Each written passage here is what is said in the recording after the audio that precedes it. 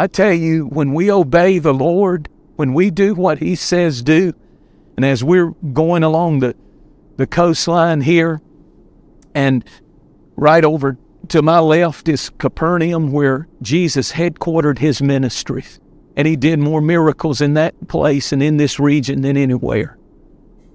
I'm telling you, that same voice can whisper to you direction, can whisper to you what to do to make that business prosper. It was on this Sea of Galilee that He said to a failing businessman, cast your nets on the other side. And when He cast His nets on the other side, the Bible said that so many fish came in the nets that He had to call for the other boats and say, help me, I'm sinking in prosperity and blessing. God can whisper to you one direction. It was one whisper that came to Simon Peter when he was in a storm on this body of water. Jesus came walking on the water. He had told him to go over to the other side. And just because you are in a storm doesn't mean you're out of the will of God. As a matter of fact, I would be worried if the enemy never fights you. If Satan never bothers you, it's because you're going in the same direction with him and all of his devils. But if you really are doing the will of God, you will have opposition. You will go through storms. I really believe it was Satan that brought the storm, because when they got to the other side, which is right over, I'm looking at it in this direction, it's the land of the Gadarenes.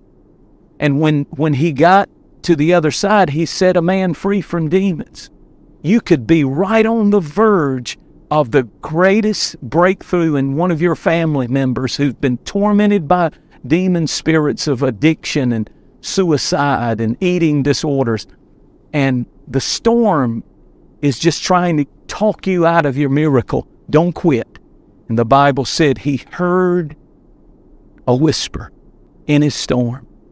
And he said, Lord, if it's you, if that's you out on this water, walking on the water, bid me to come. And he heard one whisper that changed his life. Jesus said, come. Come on. Come on. And he stepped off the boat and he walked on the water with Jesus. I'm preaching to some people right now who need to know that Jesus is not finished with you. His greatest whispers are not in your past. Ask Him right where you are. He's speaking, saying, come to me.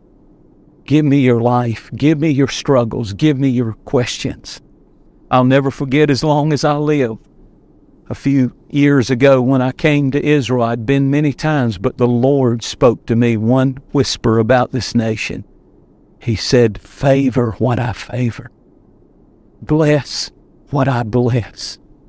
And I will bless you. I will bless your families. I will bless the ministry. I will bless the TV ministry. I will bless you and make you a blessing. He said, but bless this nation. Bless it mightily. I trust you to bless this nation. And I wept. I wept as I walked the streets in Jerusalem. I heard him while I was walking on a busy street. He said, if you'll bless what I bless. It was just a whisper, not an audible voice, just a whisper. And we started doing that. And we have seen God open the windows of heaven and pour out His blessings. Our ministry is debt-free. We owe no man nothing for the glory of God. And we do missions all over the world, and especially right here in the nation of Israel. Why? Because one whisper from God. There's provision in it. There's healing in it. In His whisper, there's direction. There's a plan of God for you and your family for generations.